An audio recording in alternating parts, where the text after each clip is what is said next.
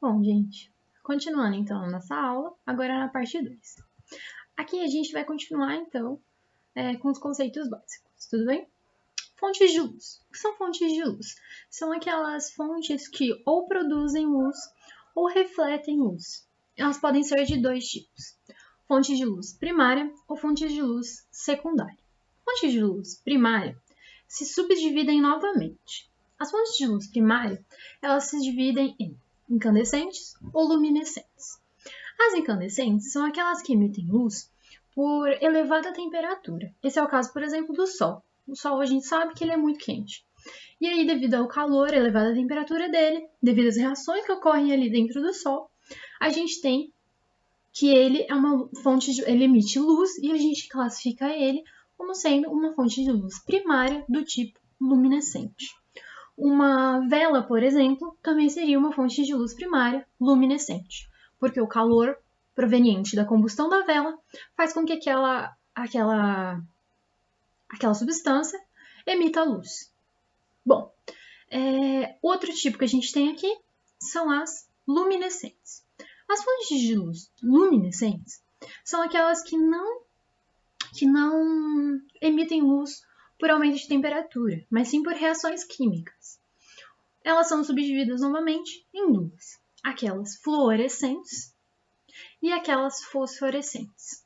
As fontes de luz fluorescentes são aquelas que funcionam, emitem luz apenas quando o estímulo que faz com que elas emitam luz está acontecendo. Ou seja, na lâmpada luminescente, fosforescente, que é o caso dessas que a gente tem em casa, a gente substituiu, por exemplo, aquelas lâmpadas amarelas que ficavam em casa, que gastavam muita energia, porque elas eram lâmpadas filamentosas que emitiam luz pelo calor, ou seja, aquele filamentozinho que ficava dentro da lâmpada, ele era aquecido pela energia elétrica, e então aquele filamentozinho emitia luz por conta do calor. Era uma lâmpada incandescente.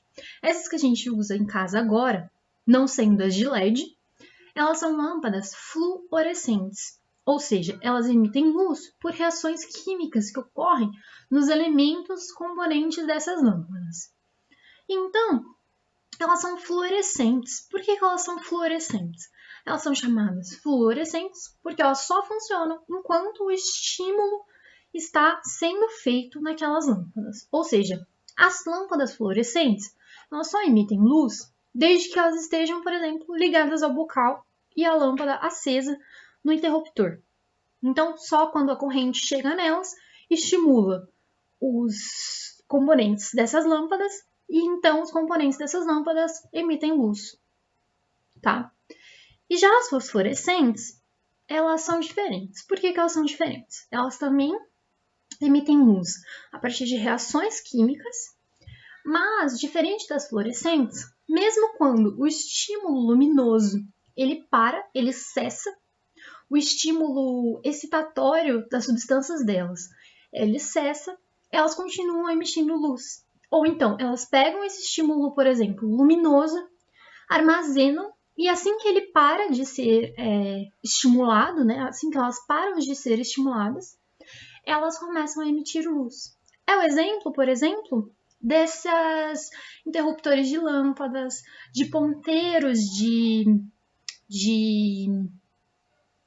relógios que brilham no escuro, aquelas estrelinhas que algumas pessoas põem, sei lá, nos tetos dos quartos, por exemplo, que quando você apaga a luz, elas vão brilhar sem a luz. Então, elas são fontes de luz primária, ou seja, elas produzem e emitem a sua própria luz, mas elas são fontes de luz primária do tipo luminescente, classificadas como fosforescentes.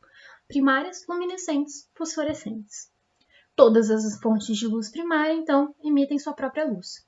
É o exemplo do Sol, das lâmpadas de casa, das velas, das estrelas. Todas as estrelas, né, do universo emitem luz. Já as fontes de luz secundárias, elas refletem apenas a luz recebida. Elas não produzem. Ou seja, a gente não consegue ver uma fonte de luz secundária desde que a gente não tenha desde que a gente não tenha uma fonte de luz primária. Então, as fontes de luz secundárias são a maioria das fontes de luz. Nós, pessoas, somos fontes de luz primária, objetos, os planetas, a Lua. Então, por exemplo, se não tivesse o Sol, a gente não veria a Lua, caso não tivesse nenhuma outra estrela, né? Sem as estrelas e o Sol, sendo também uma estrela, né? A gente não veria a Lua e os planetas no Sol do Sistema Solar. Por quê? Porque a Lua e os planetas não produzem a sua própria luz. Elas são fontes de luz secundária, apenas refletem aquela luz recebida. E qual é o mecanismo de visualização, então, de fontes secundárias? Vamos supor que nós somos esse observador aqui, representado por esse olho. Como que a gente vai ver essa fonte de luz secundária, esse livro? A gente vai ter que ter uma fonte de luz primária, o Sol, uma lâmpada, uma vela, né, uma estrela, que ilumina essa fonte de luz secundária. Então, essa fonte de luz secundária recebe raios de luz ou pincéis de luz provenientes da fonte primária. E ela, então, reflete, ou seja, ela transporta, né, a gente ainda vai ver a reflexão, mas ela transporta, né, essa luz para os nossos olhos.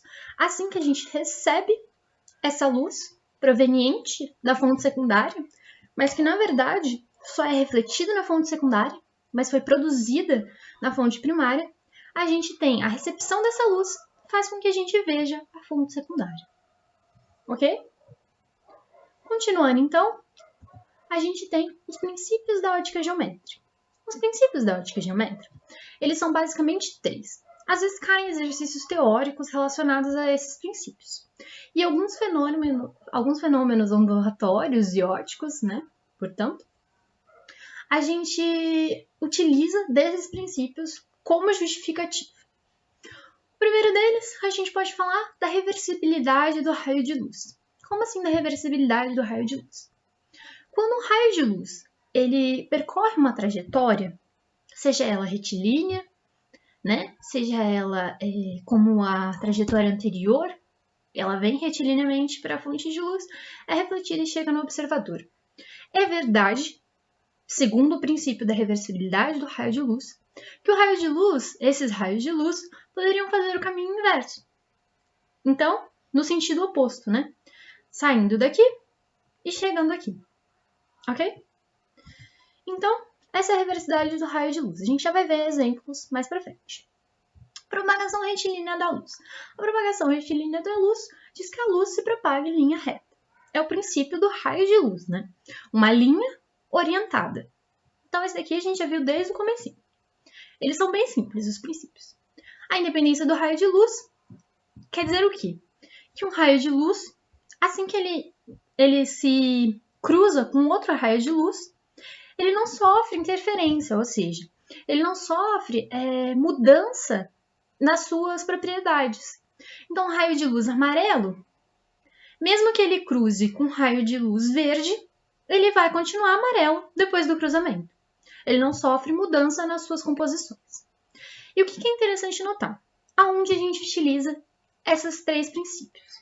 Por exemplo, a reversibilidade do raio de luz, a gente utiliza, por exemplo, né, quando a gente vê uma pessoa e é vista por uma pessoa num espelho, ou num vidro um pouco apagado, né, um pouco escurecido, que funciona como um espelho. Então, se eu olho para o espelho e tem uma pessoa atrás de mim, se eu olho no espelho e vejo a pessoa, é verdade, segundo o princípio da reversibilidade do raio de luz, que a pessoa consegue me ver através do espelho. Ou seja, o raio poderia fazer esse sentido, já que eu deveria emitir um raio, né, ou refletir um raio proveniente de uma segunda fonte, de uma fonte primária, refletir esse raio iria para o espelho, e o espelho refletiria novamente o raio para os olhos da pessoa, e a pessoa me veria. E é verdade que uma fonte primária iluminaria a pessoa refletiria um raio, o mesmo raio de luz, né, numa mesma trajetória, e esse raio viria até os meus olhos. Essa é a reversibilidade do raio de luz, a aplicação dela, basicamente. Já a propagação retilínea da luz, quais são as aplicações disso, né? As decorrências disso, por exemplo? As decorrências são, algumas delas, né? Por exemplo, a formação dos dias e das noites, a formação de sombra e penumbra, já que o Sol é uma fonte de luz, ou uma lâmpada é uma fonte de luz. E aí, conforme da forma que ela é iluminada, da forma que ela emite luz, da forma como há a conformação dos astros e objetos, a gente pode ter os dias e as noites, no caso de astros, e sombra e penumbra, no caso de objetos. E também, no caso de astros, os eclipses. Então, a retilínea do raio de luz, ele justifica, por exemplo, a ocorrência dos eclipses. Ok? Continuando, a gente tem aqui os exemplos, então. Por exemplo, nessa imagem, a gente tem dois princípios demonstrados. Primeiro, vamos lembrar que esse daqui é um pincel de luz cônico, né? Tendo aqui ó, a nossa fonte de luz, a gente tem ele sendo um pincel cônico divergente. Aqui vocês conseguem ver melhorzinho, né? Como formaria um pincel cônico divergente. Esse pincel cônico divergente, o que ele demonstra? A retilidade do raio de luz. Então a gente sabe que a luz sai daqui e vem para cá. Ela não sofre curvaturas assim, por exemplo, entendeu? Chegando aqui. Não, ela é retilínea. Os raios de luz se propagam retilineamente. Outra coisa que a gente pode ver. Esse raio de luz, esse pincel de luz azul, de frequência que a gente observa como sendo azul, vamos se acostumando com essas denominações de ondulatória, né?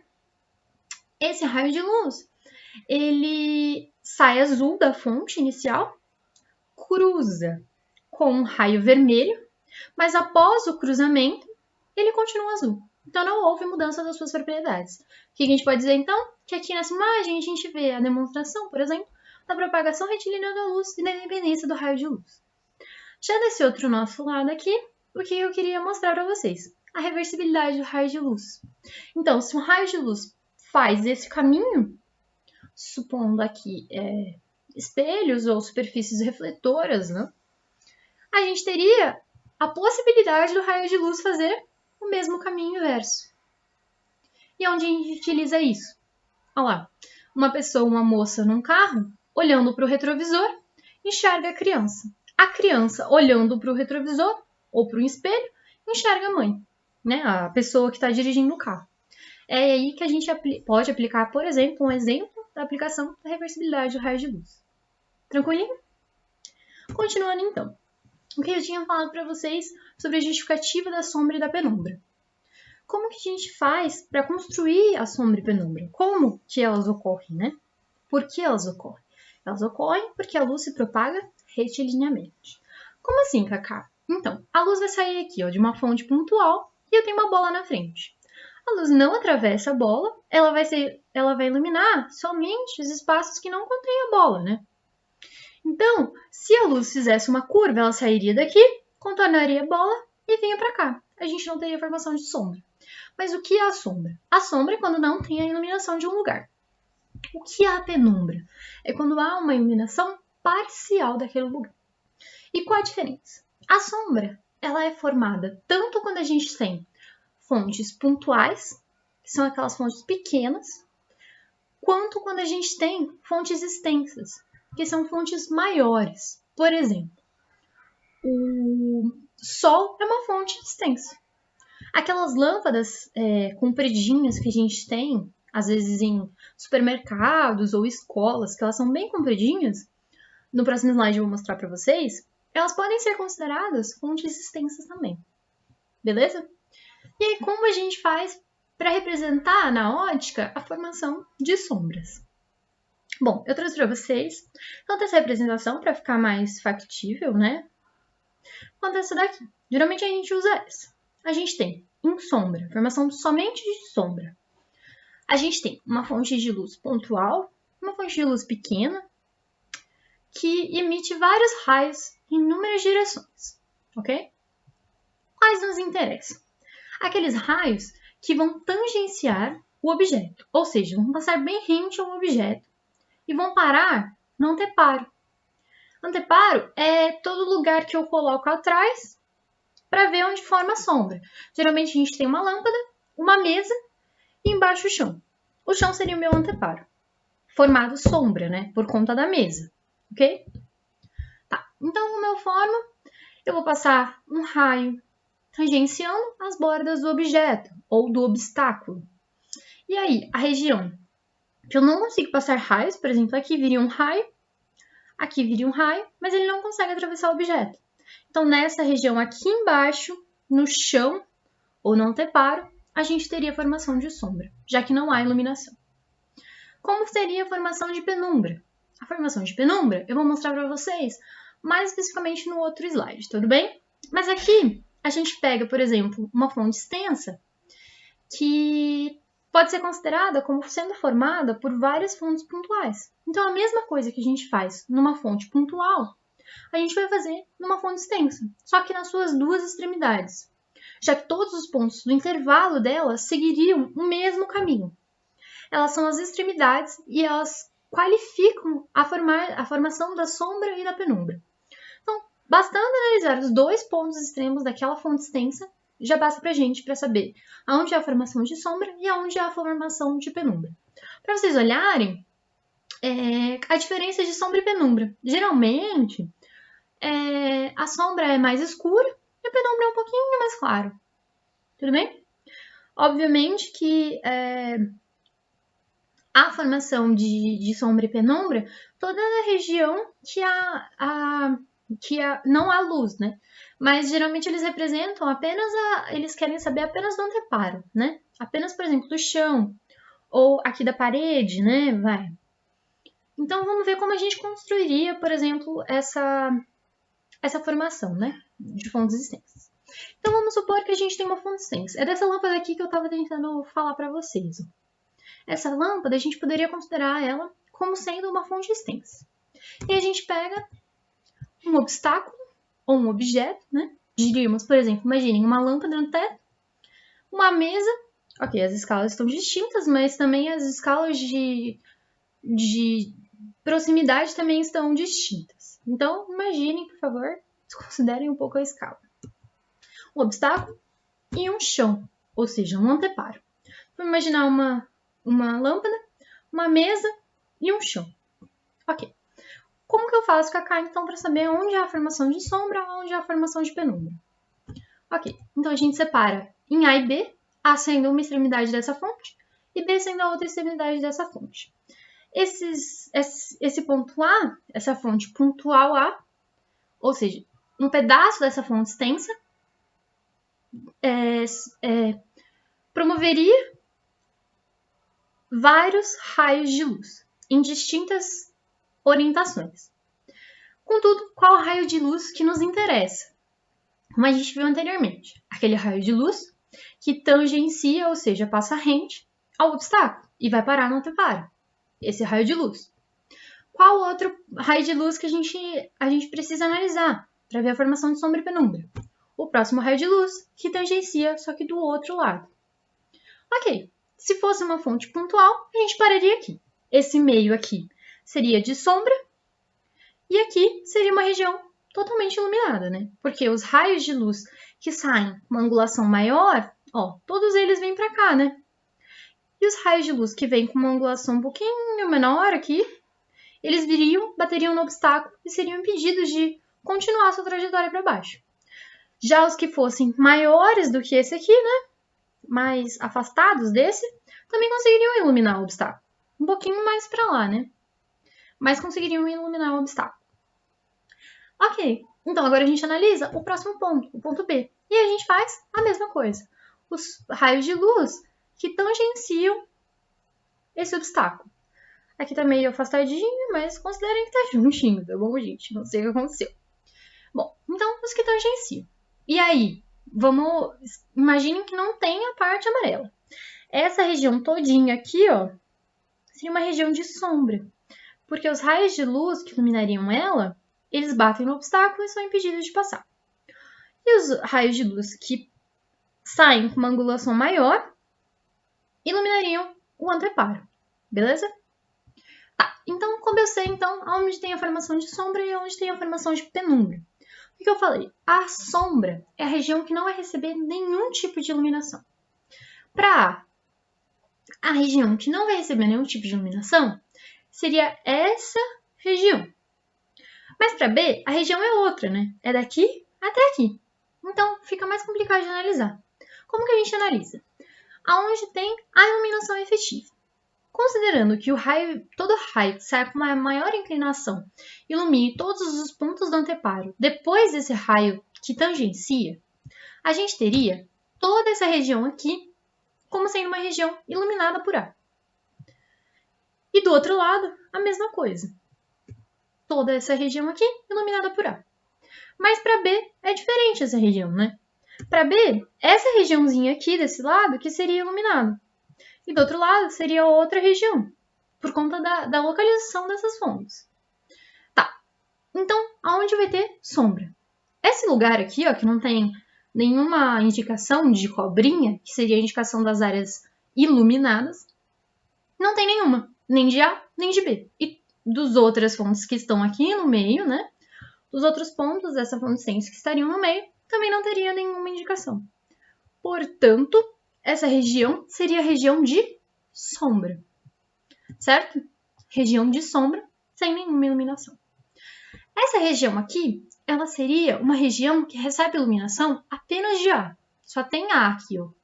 A cobrinha só tem de A. Portanto, seria uma região de penumbra, porque é uma iluminação parcial. Parte dos pontos da fonte extensa conseguem atingir com seus raios de luz essa localidade. Então é penumbra. E aqui, do outro lado, a mesma coisa. Só a fonte B, que os raios de luz provenientes da fonte B, do ponto B da fonte extensa, que atingiriam aqui. Então, também seria formada a penumbra. E nas outras localidades, tem luz proveniente de A e proveniente de B. Então, é uma região normalmente iluminada. Não tem formação de sombra ou de penumbra. Ok? Espero que tenha ficado mais ou menos claro. Eu sei que é algo bem complicadinho, mas eu acho que dá para ir levando. Vamos então para a nossa parte 3.